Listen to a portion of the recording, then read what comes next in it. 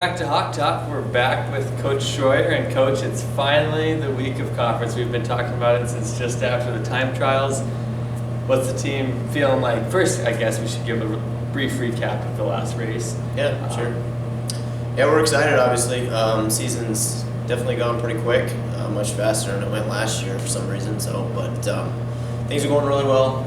We're excited for conference this year, and I don't know if done some research this week on our history of what we've done as I guess a program here at Dickinson State for cross country. Our women's program hasn't, at least as far back as 2006, hasn't won a conference championship on the women's side. So we're hoping to break that 9-year drought there. And the men, their last conference championship was in 2011. So I'm hoping to make some strides there. So obviously, if we win our conference championships this coming weekend, we do get to advance to the NAIA national championship. So, but I kind of interjected that there a little bit early. But as far as a recap from our last meet, we were at the Mount Marty Invitational down in Yankton, South Dakota, which is pretty much an all NAIA field. There was a couple Division I schools there, but they were racing some of their JV runners at that meet. So 98% of an NAIA field, a lot of ranked teams down there at Mount Marty.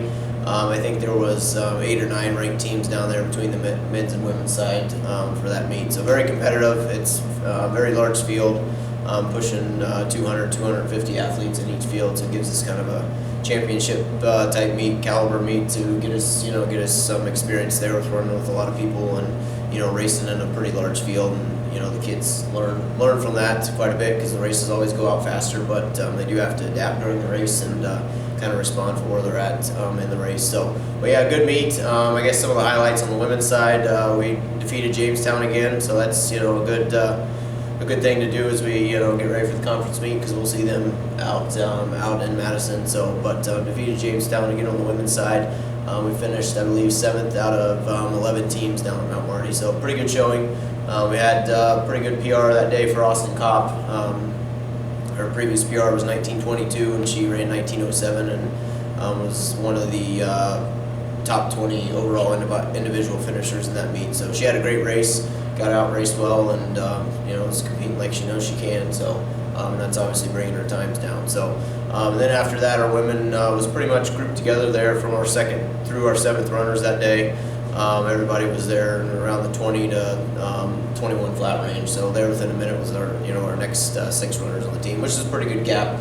Obviously we got to close that quite a bit still to be competitive at the national meet when we get back into those larger fields, and if everybody continues to improve and if we get as many girls as we can under 20 and in the low under 20 minutes and in the low 20s, we'll be a totally different team in itself. So it's just about a matter of continue to stay healthy this time of year. The hay's kind of in the barn as far as training, but we will stay sharp and continue to do some hard workouts that'll maintain that sharpness and get us ready for the national meeting. So, and then on the men's side down at Mount Marty, we were, I believe, it's been 2 weeks, so my mind's kind of a little fuzzy here, but I think we were 4th overall out of 10 schools. And again, the men's side was probably the more competitive than the women's side as far as ranked teams within the NAIA. Morningside won the meet, and then Northwestern Iowa was 2nd, and then Dordt was 3rd, and then we were 4th. So at that meet, Morningside was ranked, I think, the 9th or 10th ranked team in the country, and then Northwestern Iowa and Dordt was sitting there at 24th and 25th in the country, and we finished, I think, about 10 points behind them. So that was a good gauge for us. I know we are a top 25 team if we can put it all together at a good race, and that's what we're hoping to do at nationals. If we win conference and can advance as a team. So, I guess highlights at the Mount Marty for the men's side, we had 3 guys in the top 20, so they all got T-shirts, and the guys were always excited to get the T-shirt at those meets. Obviously, Austin got one as well. So, but yeah, Jeffrey Segovia led us again. Delano Lilly was our second runner on the team, and then Aiden Thayer was our rounded out our top 3 there at Mount Marty. So. All those guys are running well. Delano's had quite an improvement here this year. I'd say he's kind of had a breakout season. He's consistently been our number 2 runner here the last 2-3 races, and his times have come down a good 30-40 seconds compared to what he was running last year. So credit to him. He's running well, and hopefully that continues. And Aiden's moving up. He's getting stronger, and he didn't get sick this year like he did last year. So that's a big improvement there that he's healthy and doing good on that end. So, and then Isaac Reese, I want to point him out as well. He PR'd pretty heavily at Mount Marty. He's down to the low 27:40 now for 8K, which before his best was about 29 minutes last year. So he's really improving and trying to finish out his cross country season. So, I think that's most of our highlights from Mount Marty, and we're looking, like I said, looking forward to conference here this weekend. So. Sure, I noticed you guys are receiving votes in the top 25, so obviously sticking with those top 25 schools in the last meet shows that's kind of being showed in the polls. But talk a little bit about that and what that means for the program. Yeah, it's exciting. Obviously it shows that we're, coaches. When the polls come out, every conference has a rater in their conference, and so those coaches that are rating their conference are then obviously rating everybody within the country. So coaches are seeing what we're capable of. I know what we're capable of, and we haven't quite done it yet because we've had a lot of jostling around, different situations with kids being not feeling well at meets, or we've trained pretty hard up till this point. So hopefully we can put it together here at conference this weekend and get to the national meet, and then put it together one last time to finish our season. And if we can do that, I know we're for sure a top 25 team. We haven't been rated that way yet. We've been consistently within the top 30 programs across the country, which from 25 to 30 is where you get votes. You're not actually a top 25 team, but yeah, I know what we're capable of doing. It's just a matter of putting it together, and when we do that, it'll be exciting to see kind of how we finish and what we've done this year. So. All right, big opportunity Saturday. Yeah, we're excited. Appreciate it. Thank you.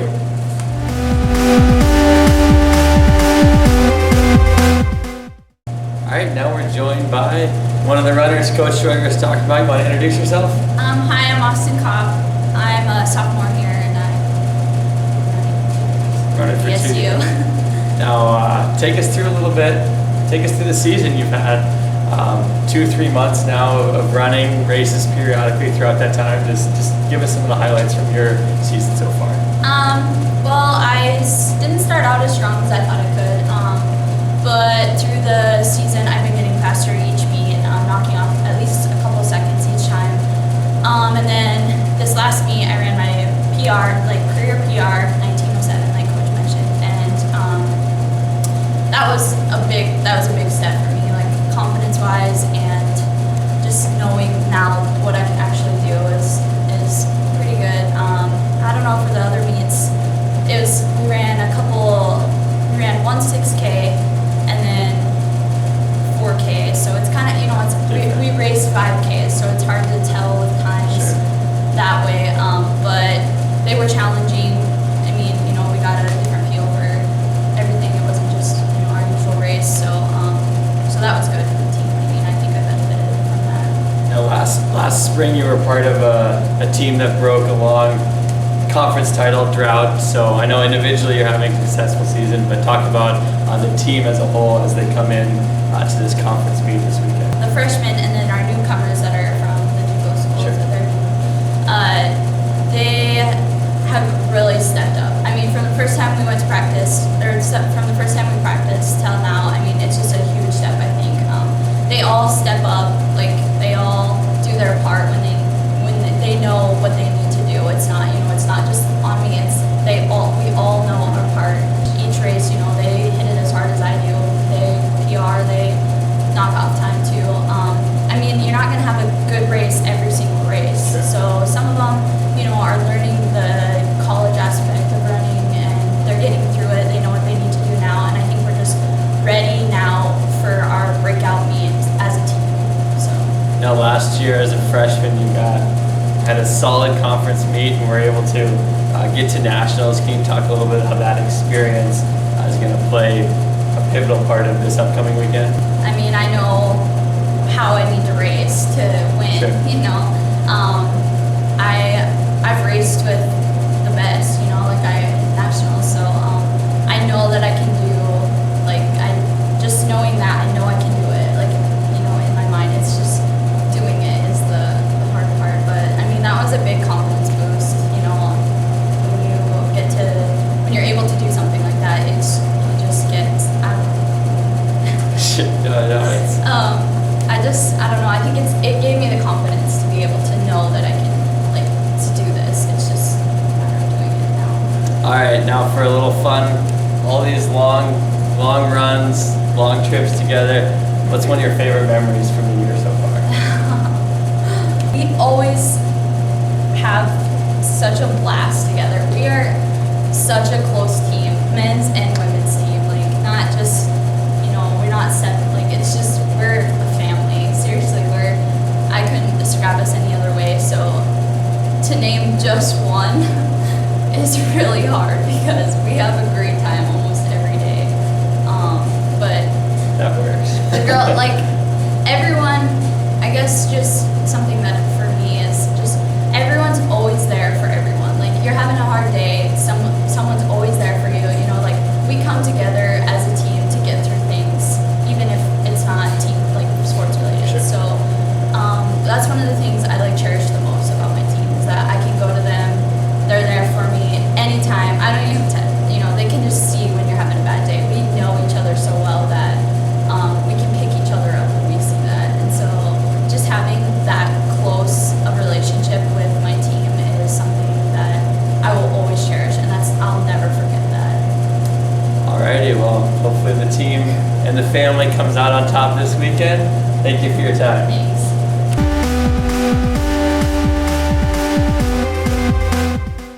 Alrighty, welcome back to Hawk Talk, and we're here with recently crowned conference champion Coach Pete Stanton. Coach, take us through Sunday or Saturday, I guess. Emotional day, senior day.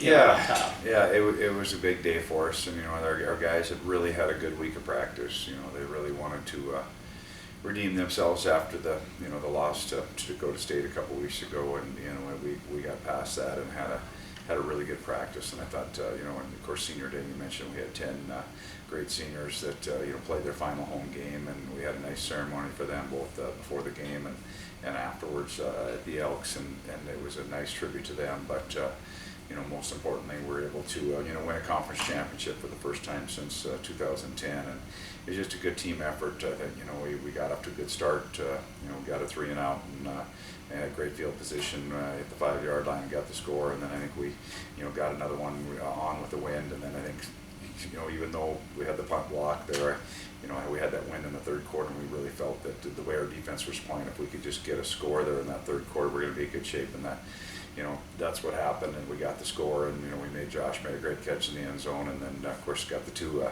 defensive touchdowns back-to-back plays, which you don't see very often. So it was just a great team effort by our guys. I thought one of the pivotal plays was after the safety. Little kicking issues, 2 or 3 went out of bounds. Things could have snowballed there, but we were able to right the ship there and put them all the way back to something like the 32. Yeah, it worked out great. It didn't look like that way for a while. Like I said, we had 2 straight out of bounds, and they actually had the choice to take the ball at midfield and didn't. And then Josh hit a good kick into the wind, and then they had a block in the back penalty, like you said, and put them back at their own 30-some yard line. They gave up almost 20 yards, and then it worked out well for us. We got a stop, and we just did a good job, though. I think of we were worried about their quarterback and Blake, and he was just really good, just running around. I think we did a good job of keeping him in the pocket. We gave him some things in the run game just to make sure that we took care of their good receivers, and we just did a nice job and played kind of like what we had all year as far as defensively, just really running around and playing well. Both times after losses this year, the teams really responded well. Does that speak on that? Oh, I think just we put it on our guys, and not just our guys, our coaching staff. We knew we had to coach better, and we knew we had to play better, and it was a team. You win as a team and you lose as a team, and we knew it was a good wake-up call at Dakota State for knowing we got to go line up and play, and we got to play well every week, and nobody's going to hand anything to you. And I think our guys really took that to heart and just really came back and played a really good game, kind of like they had earlier in the year. Now this weekend, we didn't know who we were going to play until this last weekend. It's going to end up being Dakota State on Sunday in Fargo.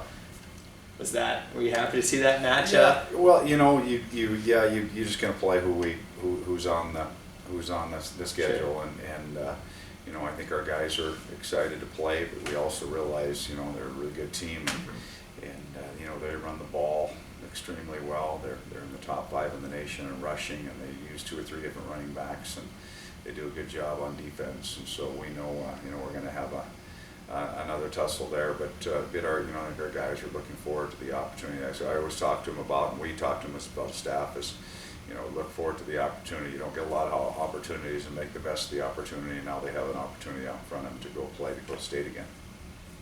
Talk that it's going to be in the Fargo Dome. I know that's something we used to do. Have the players had a chance to? Will this be a first trip to Fargo for almost everyone on the team? I believe it will be, because I think it was about in 2000, about the time last time we won a conference championship was the last time we played there, and it's a different experience. We know we won't have to worry about taking the win like we did the last game, but it was a good experience for us last time, and we're looking forward to it, and we're treating it obviously as it is a playoff game for us, and that's the way we're looking at it as a program, and just to an opportunity just to go play as hard and as well as we can, and then still be where it would be at, and that's what we're looking at, and we're getting ourselves prepared. Our guys have had a great week. We're really healthy, as healthy as we've been in a long time or all year, and that's big too, because with some of our guys weren't able to play the first time too, so that's nice too. Speaking of health, one final question. Saw Kaylor kind of break out of his shell a little bit there in the second half. Is he going to be ready to go? Yeah, definitely. Kaylor didn't play the last time down at Dakota State, and it's good to have him back. He's just does a lot of things for our offensively. Probably one of the most important things is just in control, and just does a good job with our zone read things, and it gives Rob a spell too, and then Rob can play some on defense, where he's a first-team all-conference selection. We haven't used him very much on defense in the last 4 or 5 weeks because Kaylor's been hurt, but Kaylor's good to go, and we'll be able to go with both of those guys, and kind of have 2 different game plans, and that'll be a good thing there. All right, 4 o'clock Fargo time, Sunday in Fargo. So if you're able to come, check it out. Watch the Hawks take on the Trojans. Thank you, Coach. Thank you.